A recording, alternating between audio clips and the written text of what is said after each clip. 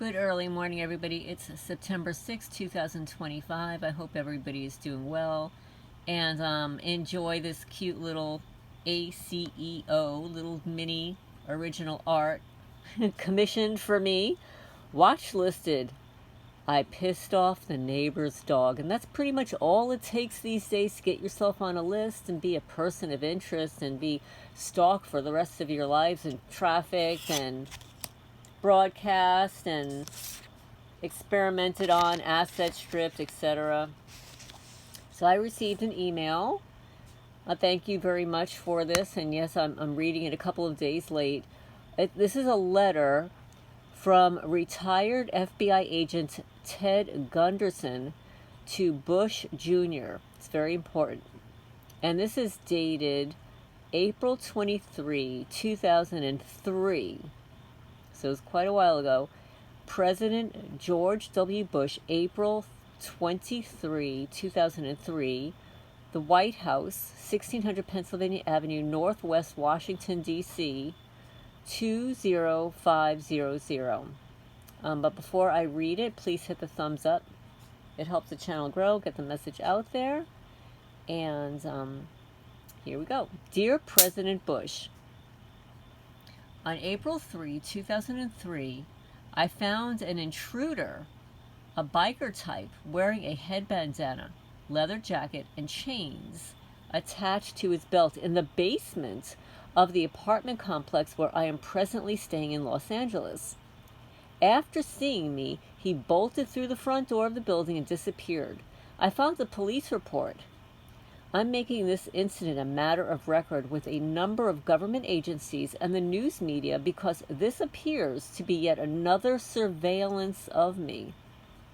If anything happens to me, my family or close associates, including my attorney, former Nebraska State Senator John D. Camp, Susan Ford, or any other individuals within my informational network, the names of the leaders of the cult drug network, and additional information concerning their activities will be released to the public. Regarding Mr. Colby, he did not drown and he did not take his own life. He was MURDERED, shot in the head.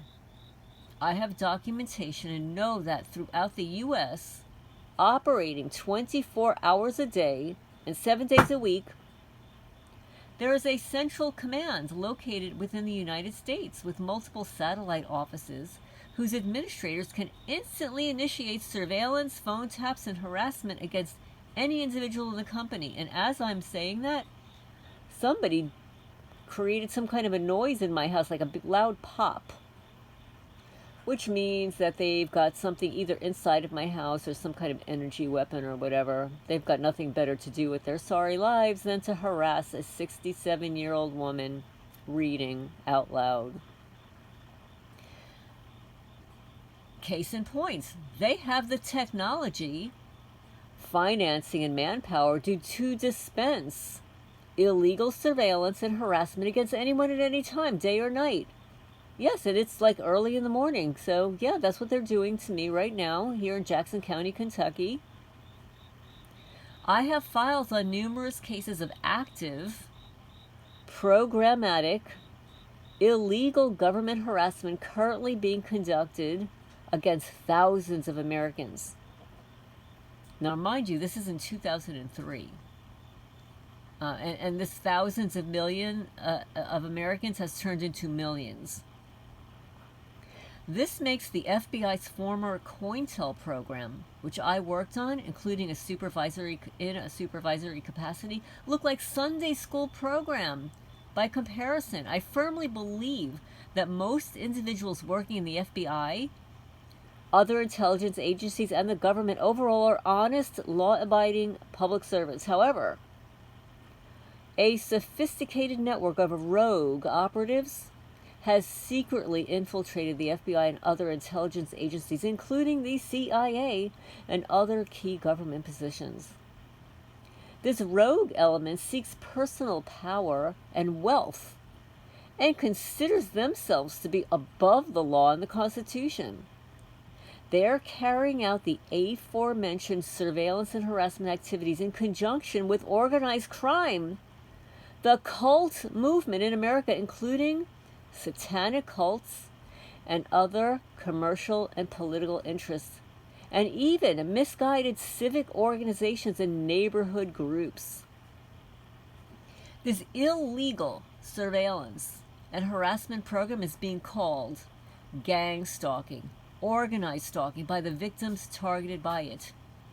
The victims are targeted for a variety of reasons, including government and corporate whistleblowers, parties to financial and employment disputes, parties to marital disputes, usually divorced women, there you go, count me in, and even jilted paramours.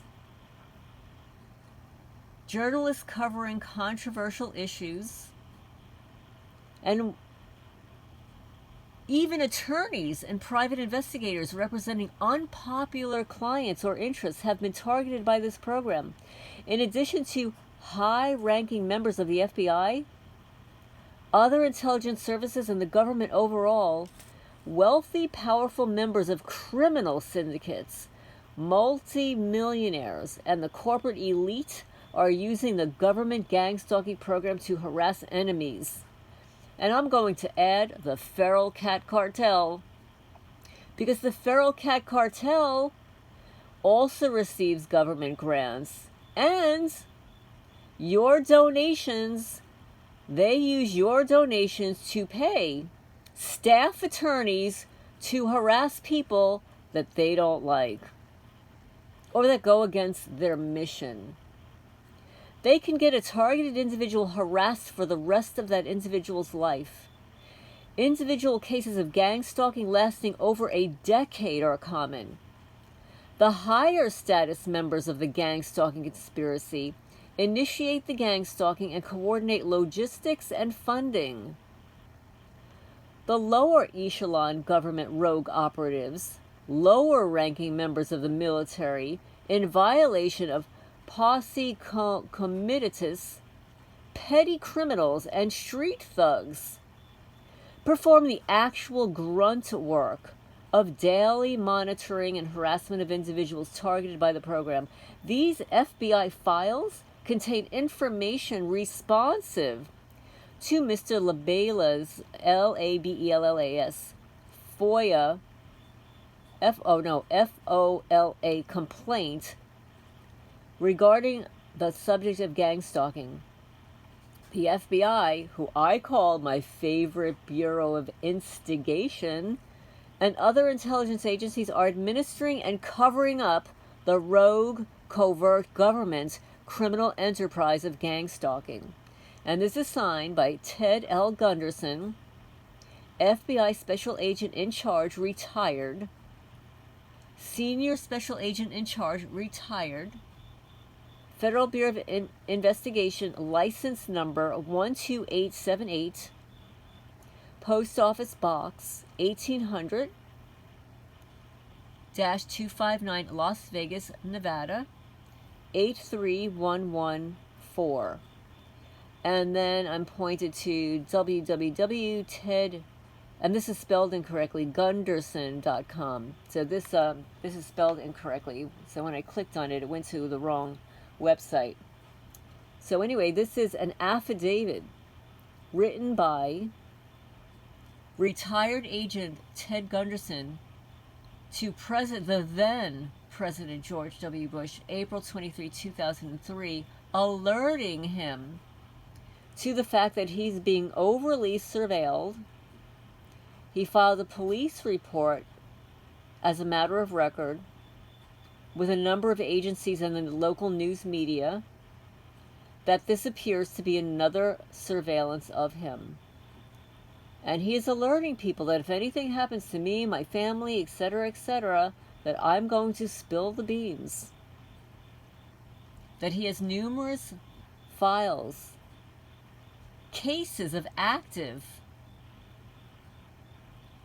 programmatic illegal government harassment currently being conducted against thousands of Americans. And again, this is 2003. based upon the ACLU, Trapped in a Black Box, Growing Terrorism Watchlisting and Everyday Policing, which is a result of FOIA requests of the FBI, 2006 to 2008. At that time that they published that Trapped in a Black Box, in 2016, there were over 900,000 people on various watch lists. 900,000 back in 2016, based upon FOIA of 2006 and 8, and this letter is dated 2003. So he goes on to say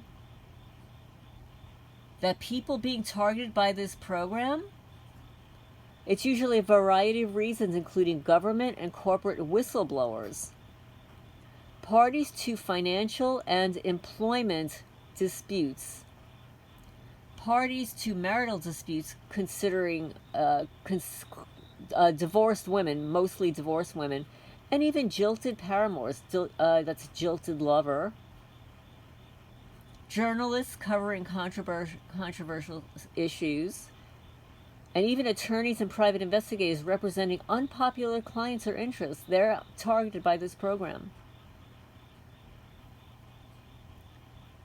So, powerful members of criminal syndicates, multi-millionaires, and the corporate elite are using the government gang stalking program to harass their enemies, whatever their enemy is. You know, all you have to do is disagree with a narcissist and you become their enemy for life. There's no talking to these people. There's no information sharing. There's no smoothing things out with these people. It's all about power and control and stealing your wealth, stealing your money and your destiny. So leave a comment down below. What do you think of this affidavit? A thank you, Ted Gunderson. I know that I believe you're no longer with us. So anyway, I hope everybody's doing well. And yes, so the FBI's former COINTELPRO program, which he worked on, including a supervisory capacity, he said it looks like Sunday school compared to what's going on now. And that's as a result of the technology. So I'm going to sign off for now. I hope everybody's doing well. And see, watch listed.